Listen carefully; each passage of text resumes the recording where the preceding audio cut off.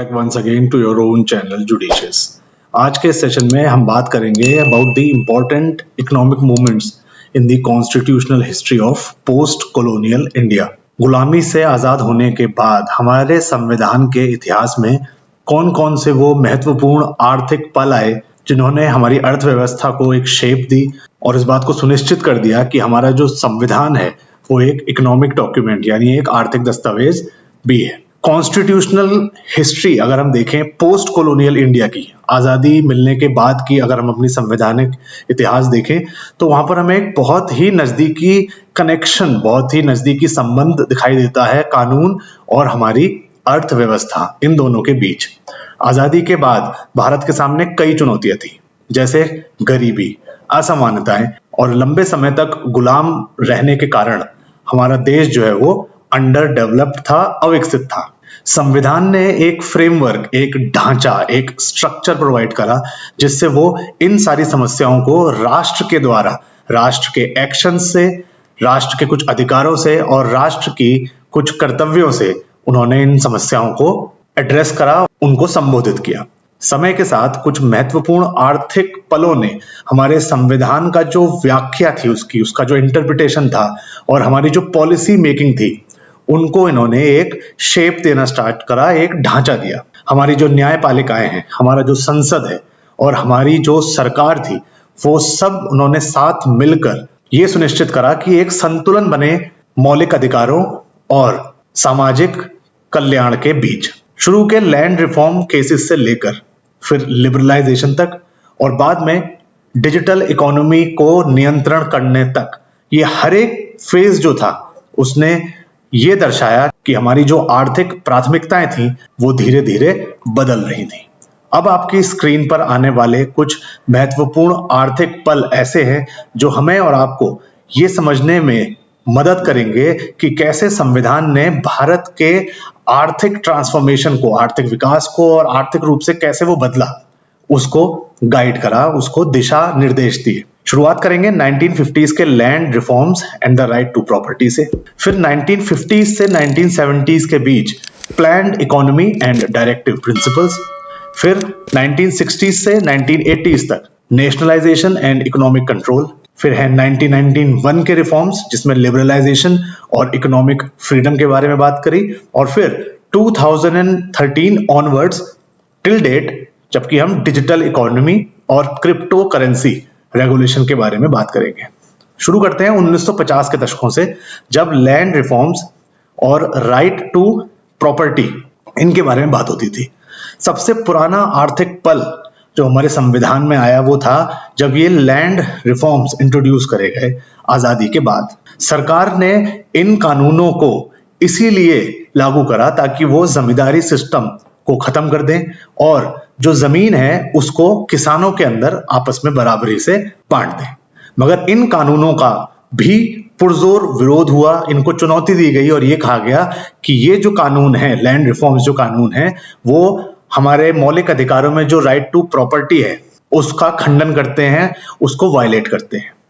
Right to property अब आती है आर्टिकल 300A के अंदर, मगर पहले ये एज अ फंडामेंटल राइट थी और ये आती थी आर्टिकल 31 के अंदर। कोर्ट्स ने इन प्रॉपर्टी राइट्स को संरक्षण दिया, मगर राष्ट्र ने यहां पर यह दलील पेश करी कि ये जो लैंड रिफॉर्म्स वाले कानून हैं वो बहुत ज्यादा जरूरी हैं अगर हमें अपने समाज में, अपने देश में सामाजिक और आर्थिक न्याय लागू करना है। तो इन रिफॉर्म्स को सपोर्ट करने के लिए पार्लियामेंट ने यानी संसद ने कुछ संवैधानिक अमेंडमेंट करे, कुछ चेंजेस करे और एक 9th शेड्यूल बनाया ताकि ऐसे कानूनों को, लैंड रिफॉर्म जो लॉज थे, उनको जुडिशियल रिव्यू से, मतलब उनकी कानूनी परख होने से उनको बचा लिया जाए, क्योंकि अगर वो होगी तो ये लागू नहीं हो पाते। तो इस फेज ने ये देखा कि संविधान जो है वो रिसोर्सेज के रीडिस्ट्रीब्यूशन, उनको समान रूप से वितरण किया जाए जनता के बीच, इस चीज को समर्थन देता है, गरीबों के भलाई के लिए सोचता है, ना कि कुछ चुनिंदा लोगों के इकोनॉमिक इंटरेस्ट को प्रोटेक्ट करता है। उसके बाद आता है 1950 से 1970, यहाँ पर प्लान्ड इकोनॉमी और डायरेक्टिव प्रिंसिपल्स के बारे में बात करी गई। ये भी एक बहुत ही बड़ा ऐतिहासिक पल था जब भारतवर्ष ने एक प्लान्ड इकोनॉमिक डेवलपमेंट को अपनाया। डीपीएसपी मतलब directive principles of state policy के मार्गदर्शन में भारत ने एक मिक्स्ड इकोनॉमिक मॉडल को अपनाया, मतलब प्राइवेट और पब्लिक सेक्टर दोनों साथ में चले।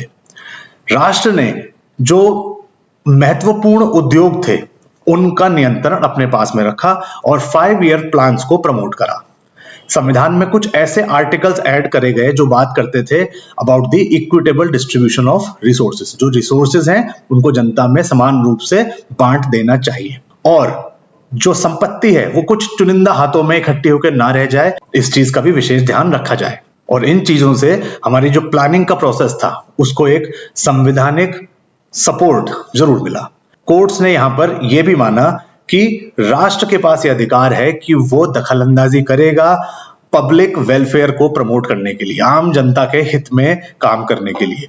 इस पीरियड ने यह यहां पर दर्शाया कि आर्थिक विकास और सामाजिक न्याय के लिए सरकार का नियंत्रण रिसोर्सेज पर होना चाहिए और लॉन्ग टर्म प्लानिंग जो हो वो संविधान के मार्गदर्शन के अनुरूप होनी चाहिए।